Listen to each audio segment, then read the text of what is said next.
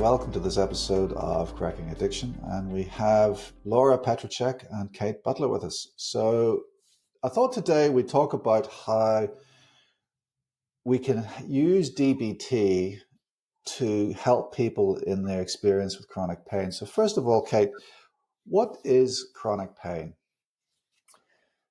So chronic pain is basically any pain that has gone beyond the 3-month mark with experience, and where there is generally some pathology.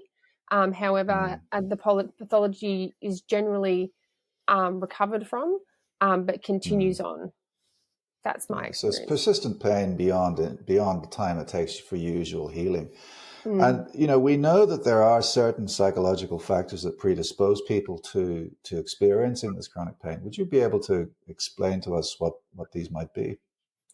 So people have traumas in their life that can affect their experience of pain. So generally people with anxiety or depression have worse chronic pain rather than people that do not. Sometimes if they've had a significant life stressor, realizing that you can't have children, and it just goes on and on. Losing a job can make the chronic pain worse, and their coping mechanisms aren't always there, so therefore they tend to catastrophize as well. Which makes things even worse and worse. And they tend to ruminate. So you've used the word catastrophize. That's a specific psychological term. What does catastrophization mean? Can you give us a definition of that? Where they think the pain is never going to end, nothing's ever going to get better for them. The pain affects them every single day. They can't see a light at the end of the tunnel because the pain is so bad. Yeah. So really what I'm hearing is that really, trauma, mental health disorder, and catastrophization, they play significant roles in the perpetuation of pain beyond healing time. And they make significant contributions to the experience of chronic pain, or chronic non-cancer pain, as we've now know to describe it as. So going to Laura, we're hearing these phrases of catastrophizing, mental health disorders like anxiety and depression, and a history of trauma. As a psychologist, do you believe that there is a role for psychology in chronic pain? Oh, most definitely for a role. A psychologist in Boston, he wrote a book called The Full Catastrophe Living, John Kabat-Zinn, and he's a psychologist out of University of Massachusetts. And in their clinic, it is a pain clinic. And so he invented an 8-week mindfulness-based stress reduction program for people who had chronic pain. And then he later opened it up to other people. And I myself have actually gone through that 8-week program. And in this program, and in his book, he talks about what happens in each of the sessions, like teaching mindfulness, teaching meditation. When you talk about catastrophizing, it reminded me of one of the skills that's taught is called a thought record. So on the very left-hand side, it would be, I'll never get better. And then the next column would be a challenge thought to that. What's a more accurate appraisal? And then, looking at how do you feel after you say, I'll never get better versus the pain is right now, or I don't know how it's going to be in the future. And this program, after doing a lot of research on it, found that it was extremely successful in helping people who have chronic pain. So I think his program, the mindfulness-based stress reduction, in addition to some DBT skills, would be very helpful for people that suffer, or are very helpful for people that suffer from chronic pain. because the outcome was their rating of the pain lessened. It went like from maybe 6 to 7 to 8 to 2, 3, or 4. There was a huge decrease. Yeah. I mean, you've said a couple of key words there, Laura. I mean, yet again, you've mentioned Jon Kabat-Zinn, the great inventor of mindfulness. And you've mentioned the concept of stress reduction, so I think a lot of people, it's certainly in my experience, when I ask people, when you get stressed, does your pain get worse? They say no. And I think it's because they fear, a great fear that patients have that I've come to realize is they fear the statement, oh, the doctor thinks it's all in my head. And I think that fear blinds patients to the idea that stress really does make your pain worse. And that chronic pain, the chronic non-cancer pain, fluctuates, and you do get exacerbations of it. And at least some of those exacerbations are due to stress. I mean, Kate, have you had that experience? Oh, definitely. In my work, I spoke to a patient recently, and she'd come in for an exacerbation of chronic back pain. Very, very, very common admission. And I just chatted to her about, I said, oh, look, what's happening in your life at the moment? Has any changes happened? And she just said, she just broke down and started crying. And she said, oh, my husband's been going through all these health issues. And, he had a massive operation on his neck, and it's been really stressful and it's been constant. And I'm been caring for him. And, that just happened in the last 4 months. And this pain started in the last 4 months. And I said, okay, cool. So we need to tackle this from a different perspective. Would you have a comment to make to that, Laura? Yeah. First, I'll make a comment to your comment or what you shared, that patients are afraid to disclose or to agree with stress is causing their pain. In addition to maybe feeling that we would look at them as, oh, it's all in your head. Of course, a lot of that is they're afraid of being judged. So they're not going to say that there's a connection because people don't want to be judged or they don't want to feel shame.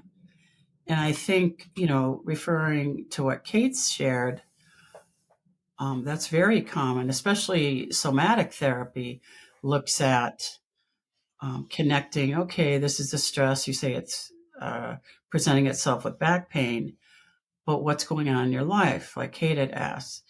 Because I do think there's a strong connection to physical pain and the emotional pain that's happening in our life. But for most people, we're from a society that it's okay if you have a back pain or shoulder pain to go see the doctor. But if you go and say, hey, my husband had this horrible surgery, the doctor's going to be like, what? Like, I don't know. We're not, that's not as accepted talking about as emotions as it is to talk about physical problems.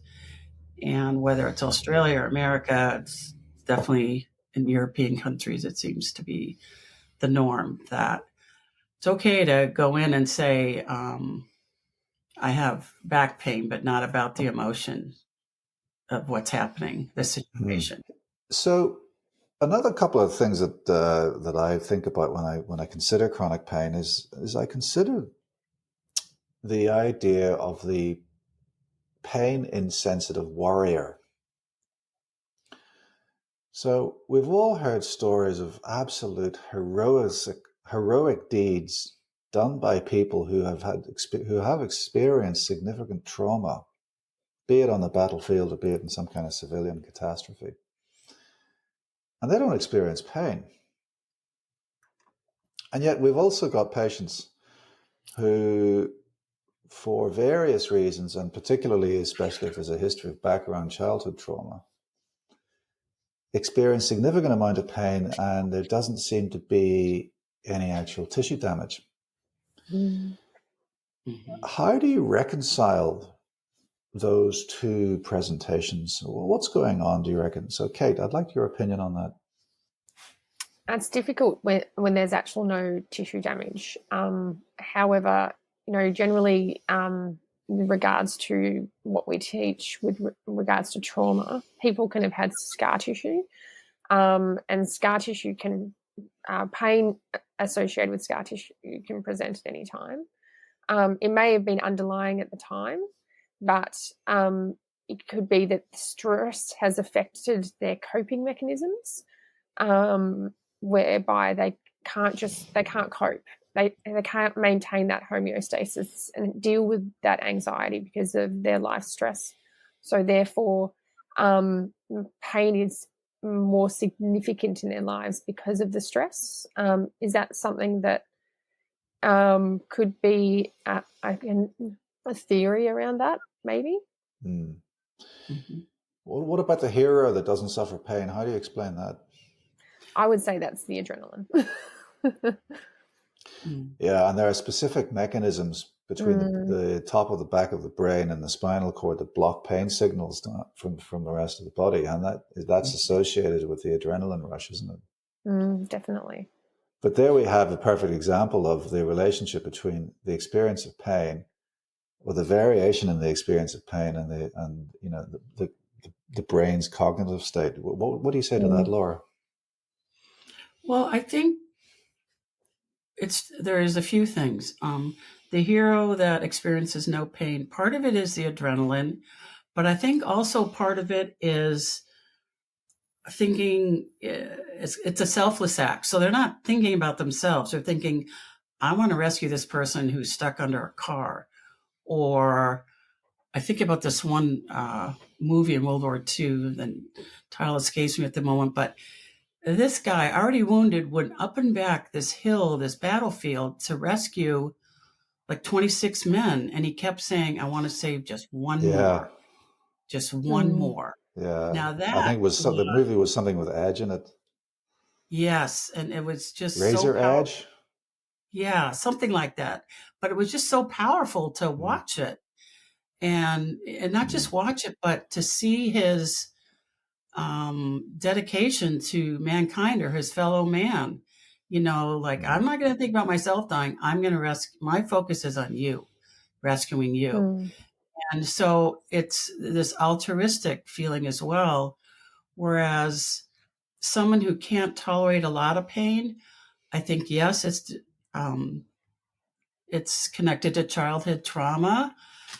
And I think there may be, and I don't mean to be judgmental, but some of it is also self-involved. Like I hurt, my nail fell off, or, it's a minor, quote unquote. I mean, I guess it's all relative how you view it, but I think clients that are more self-involved experience pain in a greater way than the hero does, because they're not thinking about anyone else. And not that, everyone has to be altruistic all the time, but, again, going back to that movie, and I'm sure there's millions of different examples, but I've seen it in my own patients where, one patient, she got hit by a car on her bicycle, and yes, the adrenaline was, I think, keeping her from crying as she shared it,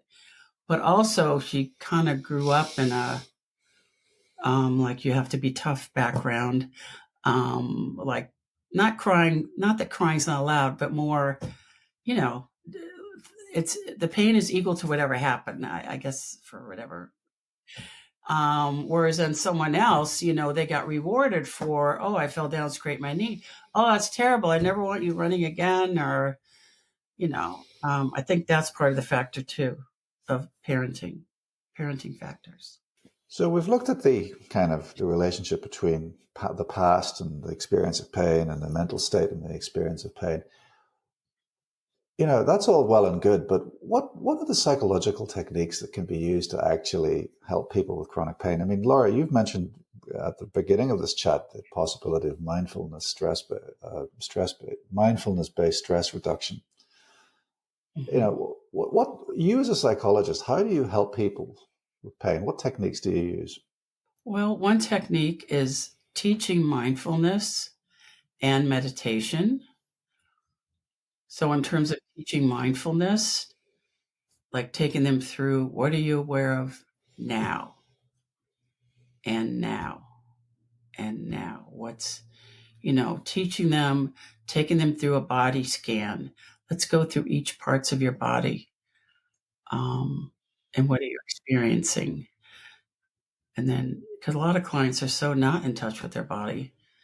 And then another skill is looking at meditation. Yes? Or did you want to say something? Another skill is looking at meditation. And then I have some DBT skills I could also recommend.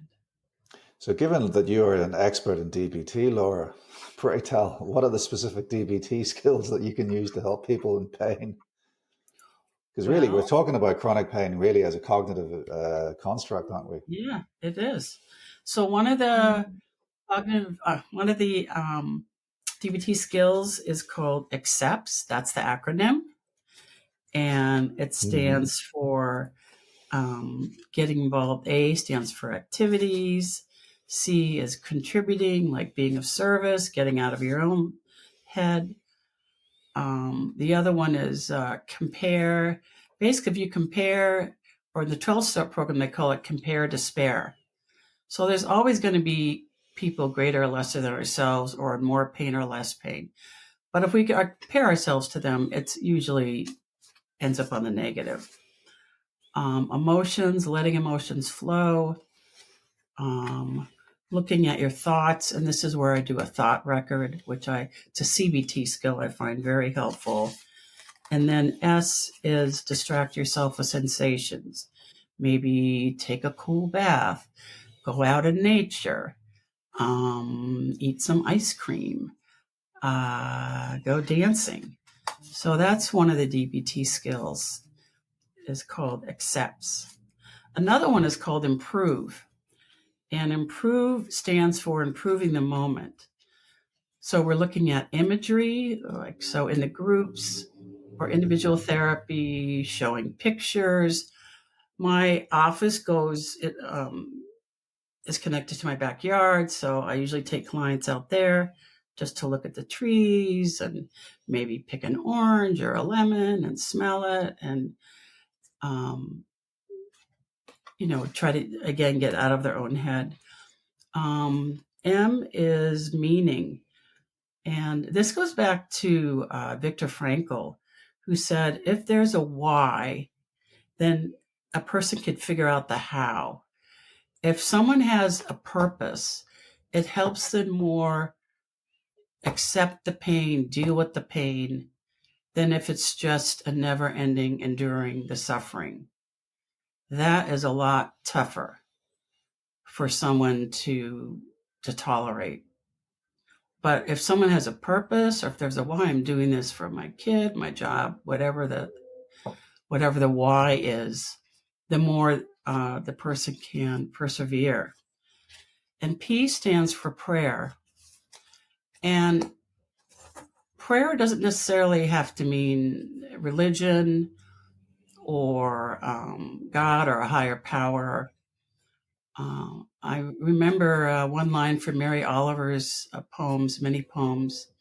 She goes, I don't know how to pray, but I know how to pay attention.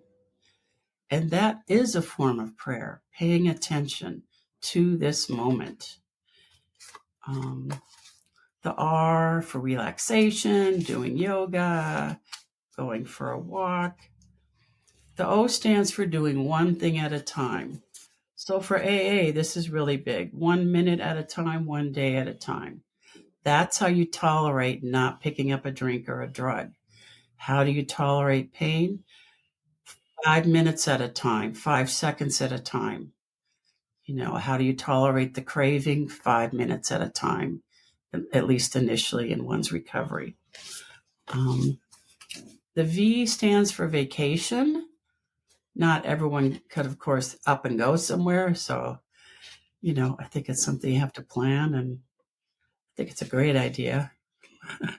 And then encouragement, get support, be in a support group, like, one of your support groups, or find one online. And also, so those are some of the skills: accepts, and using distraction skills. How does that sound to you, Kate? Is that something that could be used in the cohort of patients that you look after? Definitely. It's more of a question of whether the patient would be accepting of that in that time or point. Usually when they come into an inpatient space, their stress is at their max, and that's the reason why they're presented to the facility. And thinking about that, not everyone's willing to engage in something like that. I have used in the past, I've talked to people about mindfulness techniques, and also about how they've used that to modulate their pain. I do try to teach patients grounding techniques if they get intermittent pain, or function causes their pain to get worse.